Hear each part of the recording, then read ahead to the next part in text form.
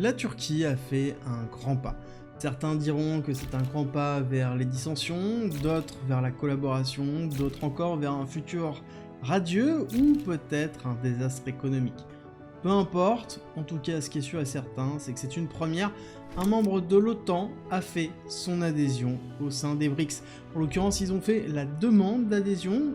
La Turquie veut faire partie des BRICS. Quels sont les enjeux économiques et géopolitiques de cette entrée dans les BRICS si jamais elle a lieu? Qu'est-ce qu'il faudrait pour qu'elle ait lieu? Pourquoi elle ne pourrait pas avoir lieu?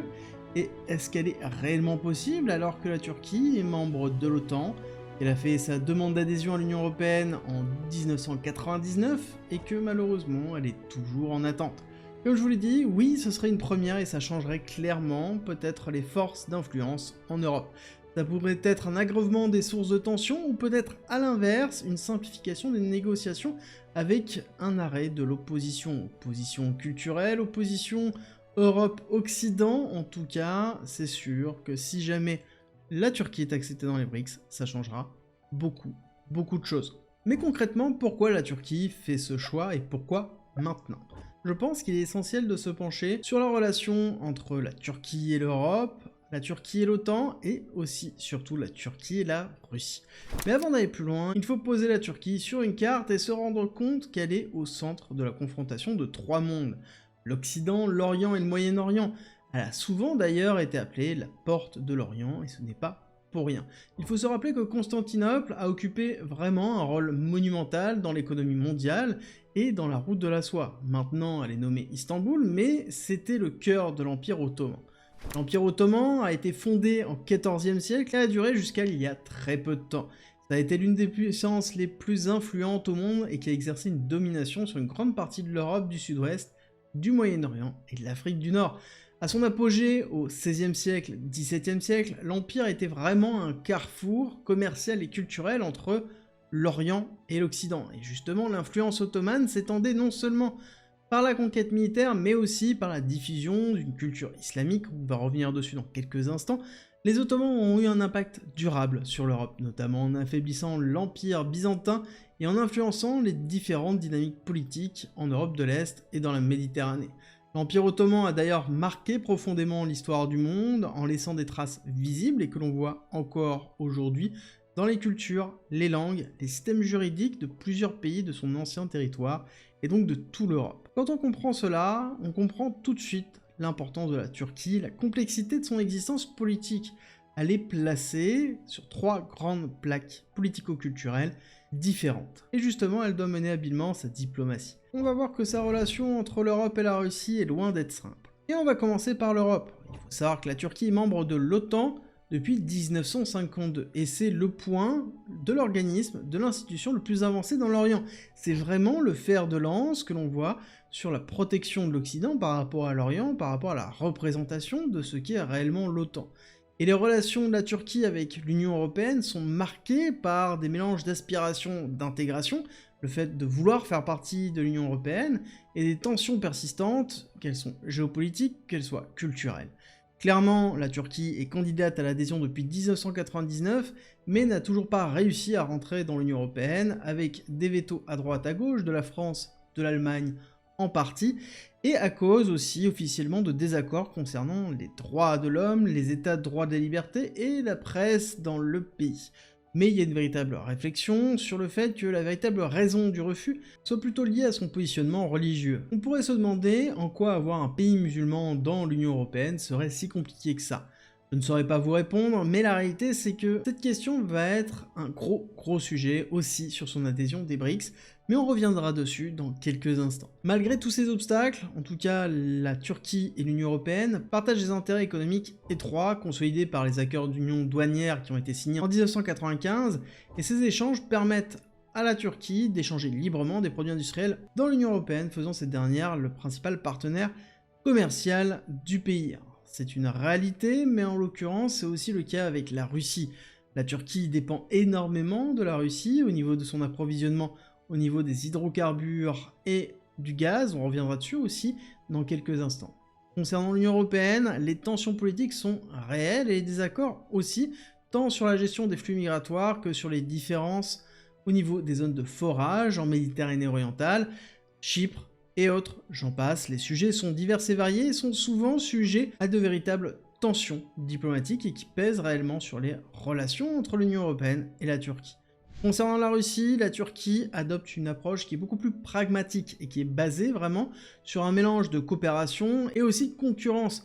Les deux pays ont renforcé leurs relations économiques et énergétiques ces dernières années, notamment avec des projets de gazoducs comme Turkstream, qui alimentent l'Europe en gaz russe via la Turquie. Et en matière de défense, bien que la Turquie soit membre de l'OTAN, elle a acheté des systèmes de défense russes, les S-400, qui ont conduit d'ailleurs à des sanctions américaines, ce qui montre que la Turquie n'a pas réellement choisi son camp, elle est toujours entre deux eaux pour pouvoir continuer à être une plaque tournante réellement de l'économie internationale. Ça, on va le voir un petit peu plus loin, et je pense que c'est la finalité du jeu de cette adhésion. Malgré toute cette coopération que l'on peut retrouver entre la Turquie et la Russie, ils sont souvent en compétition sur différentes régions, que ce soit notamment en Syrie, en Libye, ou même tout simplement dans le Caucase du Sud. En Syrie par exemple, Ankara et Moscou soutiennent des factions qui sont opposées dans le conflit, même si les deux pays parviennent régulièrement à négocier des accords et éviter des affrontements directs. Cette dynamique montre à quel point la Turquie cherche à essayer d'équilibrer sa relation entre l'Occident et la Russie, justement pour maximiser ses avantages stratégiques et sa position d'intermédiaire qui a été très fort, notamment dans les débuts de discussion entre l'Ukraine et la Russie, malgré le fait que ça n'a pas abouti. Et c'est vraiment cette position d'entre-deux et cette place d'intermédiaire qui lui donne une importance vraiment primordiale au niveau de la table de négociation. Et c'est aussi une des raisons, pour moi, de son adhésion aux BRICS. Devenir essentiel, devenir le lien entre les deux mondes. C'est exactement le but. Et pour renforcer et comprendre cette image d'outsider qui va un peu contre les différentes règles, on va parler aussi de sa crise économique et la façon dans laquelle ils ont géré la crise inflationniste au niveau de la Turquie. L'inflation a été l'un des plus gros défis économiques de la Turquie, et c'est toujours le cas. Pour vous donner un ordre d'idée, le niveau d'inflation annuel est excessivement élevé. Il atteint environ 50%, malgré tous les efforts qui ont été faits pour le contrôler. Alors là, tout est relatif, je vais revenir dessus encore une fois dans quelques instants. La hausse des prix touche particulièrement les produits alimentaires et aussi l'énergie, ce qui aggrave vraiment les conditions de vie directement au sein du pays, toutes les personnes qui dépendent majoritairement de la livre turque. Et là-dessus, on a tendance à se plaindre en Europe d'une inflation de 7% quand c'était au plus haut. Alors imaginez bien l'impact que ça peut avoir d'avoir une augmentation de 50%, voire même 70% à l'année pendant plusieurs années d'affilée, et le dommage que ça peut effectuer à une économie pour comprendre les problématiques économiques turques.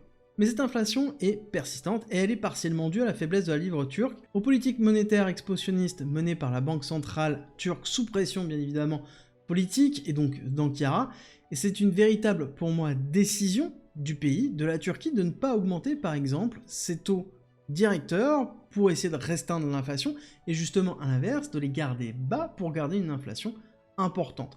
Et ça c'est quelque chose qui est réellement différenciant de ce que l'on peut vivre, de ce que l'on a vécu en Europe, de ce que l'on voit actuellement aux USA, les USA qui s'apprêtent à baisser les taux après les avoir montés de façon impressionnante pour pouvoir lutter contre l'inflation. Et justement, on voit, à contrario, la Turquie qui prend le contre-pied de tout le monde. Et ça, c'est vraiment la représentation générale de ce qu'est la Turquie, de comment ils se positionnent et à quel point ils essaient d'être différents du reste dans leur fonctionnement. Et c'est pour ça que pour moi, la demande d'adhésion aux BRICS de la Turquie, c'est quelque chose qui est encore différent. Et il faut comprendre que malgré le fait qu'on ait une inflation galopante sur la Turquie, il y a des taux de croissance qui sont soutenus à plus de 4% au sein du pays. Et que tout ça aussi a à avoir un rôle important dans la demande d'adhésion de la Turquie aux BRICS. La Turquie importe énormément et exporte très peu. Si on regarde la réserve de dollars de la Banque centrale turque, elle a atteint son niveau le plus bas en 2023. Et ça sous-entend donc que la balance monétaire est compliquée à maintenir entre le dollar que l'on dépense à l'étranger pour pouvoir faire venir les imports et les dollars qui rentrent sur le sol turc avec les exports. Le moyen qui a été choisi par Ankara pour justement maintenir cette balance commerciale, ça a été d'évaluer la livre turque par rapport au dollar. Encore une fois, ça a été une décision à contre-pied de tout ce que l'on peut voir actuellement. Et il y a plus que ça. En effet, on peut aller chercher d'autres solutions, car oui, le dollar étant la monnaie d'échange la plus utilisée, il existe maintenant d'autres monnaies. Et ce qui sera le cas avec la Russie, la Chine et plus largement les BRICS. Plus besoin de passer par le dollar et on peut réajuster le cours beaucoup plus facilement qu'avec un dollar qui est largement manipulé.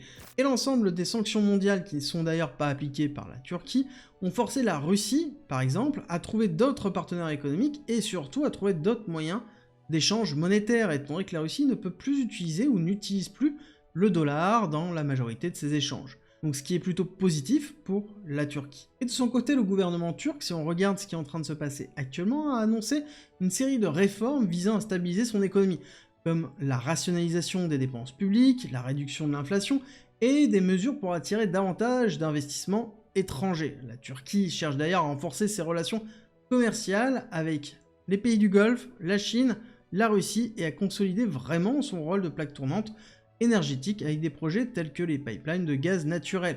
Gaz naturel qui, je le rappelle, manque cruellement à l'Union européenne et plus particulièrement à l'Allemagne. L'Allemagne qui avait fait veto sur l'entrée de la Turquie dans l'Union européenne ces dernières années. Du coup, est-ce que cette demande d'entrée dans les BRICS par la Turquie pourra peut-être jouer aussi sur l'acceptation de la Turquie dans l'Union européenne, alors que celle-ci la rejette déjà depuis de nombreuses années? Personnellement, j'ai envie de vous dire oui. La Turquie a de plus en plus un rôle stratégique au niveau de l'Europe et elle va être courtisée par l'Union européenne tout autant que par les BRICS. Enfin, peut-être pas tous les BRICS, et oui, là-dessus on va parler de la complexité de rentrer dans les BRICS pour la Turquie. Et je pense que son adhésion va être beaucoup plus compliquée que prévu, à cause principalement de l'Inde. Et oui, on l'oublie assez vite, mais l'Inde avait déjà torpillé plusieurs demandes d'adhésion et souhaite limiter le nombre de nouveaux entrants pour rester dans une forme de cohérence avec une évolution et des objectifs communs. Et les divergences culturelles et religieuses en font partie et font partie de cette réflexion qu'a l'Inde au niveau des BRICS. N'oublions pas qu'il y a peu de temps, l'Inde avait torpillé l'adhésion de l'Algérie en posant son veto, et n'oublions pas qu'il y a quelques mois, le Premier ministre de l'Inde a qualifié les musulmans indiens d'infiltrés. Et oui, quand je vous disais que le sujet de la religion était un sujet non pas uniquement européen, mais certainement beaucoup plus large, mondial, que ce soit au niveau des BRICS ou au niveau de l'Union européenne. Et ça rentre totalement dans la volonté de l'Inde de continuer de s'opposer à la Chine tout en se rapprochant de l'Occident, de la Russie, et en essayant d'asseoir sa position de médiateur et d'intermédiaire mondial pour justement renforcer sa position internationale, qui se voit d'ailleurs par les différents déplacements du Premier ministre indien de ces derniers mois. En tout cas, ce qui est sûr et certain, c'est qu'elle ne verra pas d'un bon œil l'arrivée d'un autre acteur qui pourrait lui voler son rôle d'intermédiaire mondial et d'unification entre l'Europe, l'OTAN et les BRICS. Mais ce qui est certain aussi, c'est que l'adhésion aux BRICS permettrait à la Turquie de consolider ses relations avec la Russie et la Chine, deux membres influents du groupe, et la Turquie et la Russie entretiennent déjà, comme je l'ai dit, des relations économiques et énergiques fortes, qui pourraient être renforcées si jamais la Turquie rentrait dans les BRICS. Et avec la Chine, on pourrait approfondir la participation à la nouvelle route de la soie, qui est un projet vraiment important pour la Chine, et on le rappelle, qui était très important pour la Turquie, en tout cas pour l'Empire ottoman, et certainement aussi pour la Turquie, qui permettrait d'avoir davantage d'investissements chinois sur ses infrastructures, et même en ordre général d'avoir des flux continus monétaires de dollars, de yens ou de roubles directement sur son territoire, et qui permettrait de pouvoir réajuster une partie de sa balance économique, qui est un véritable problème pour son économie. D'ailleurs, en rentrant dans les BRICS, la Turquie pourrait bénéficier de l'accès à des mécanismes financiers, comme par exemple la nouvelle banque de développement, qui pourrait financer des projets de développement sans dépendre d'institutions occidentales telles que le FMI ou la Banque mondiale. Ça permettrait d'offrir une plus grande autonomie financière au pays en lui-même et surtout des conditions de prêt beaucoup plus favorables, ce qui serait bénéfique au long terme sur le pays. Mais ce qui est certain, c'est que cette demande d'adhésion, et si jamais elle était acceptée, pourrait générer réellement des tensions avec les États-Unis et l'Union européenne d'ordre général. Et même pour aller plus loin, pourrait remettre en question la place dans l'OTAN de la Turquie. Ça, c'est une réalité, il va avoir un refroidissement des relations commerciales, des relations diplomatiques, ou à l'inverse, permettre d'ouvrir de nouvelles voies de dialogue. Et oui, ça serait une première d'avoir un membre de l'OTAN au sein des BRICS, et peut-être même qu'un jour, on verra arriver au sein des BRICS un membre de l'Union européenne aussi. Et pourquoi pas, ça ne serait pas la Turquie. Turquie qui sera acceptée dans l'Union européenne et en même temps dans les BRICS et qui servirait d'intermédiaire générique. Ce serait quelque chose de totalement novateur et qui montrerait réellement une transformation du monde. En tout cas, ce qui est sûr et certain, c'est que la multiplicité des appartenances permet d'avoir des intérêts communs et des points de dialogue. Et on n'oublie pas que le socle de toute relation diplomatique repose sur le dialogue, et tant qu'il y a un intermédiaire, il y a toujours des solutions pour évoluer ensemble. Et d'ailleurs, plutôt que s'opposer continuellement comme deux blocs, il serait peut-être judicieux de construire un bloc commun pour aller attaquer des problèmes de notre monde, des problèmes que nous avons tous en commun. Parce que oui, je vous rappelle qu'il y en a quand même une grosse tripotée. Alors oui, la compétition est une bonne chose, je suis d'accord, mais tant que nous sommes alignés tous dans la même direction. Et peut-être que ça commencerait avec une Turquie faisant partie de l'OTAN, des BRICS et de l'Union Européenne.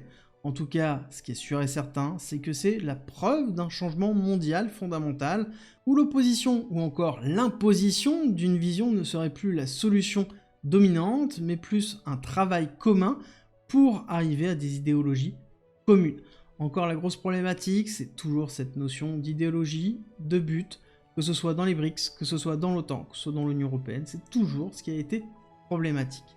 D'ailleurs, si vous aimez mon contenu, si vous aimez cette vidéo, likez et abonnez-vous, ça me soutient énormément.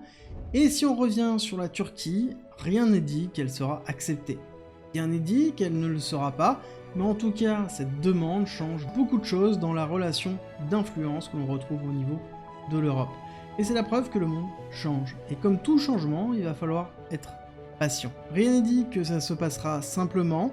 En tout cas, ce qui est sûr et certain, c'est que le monde avance.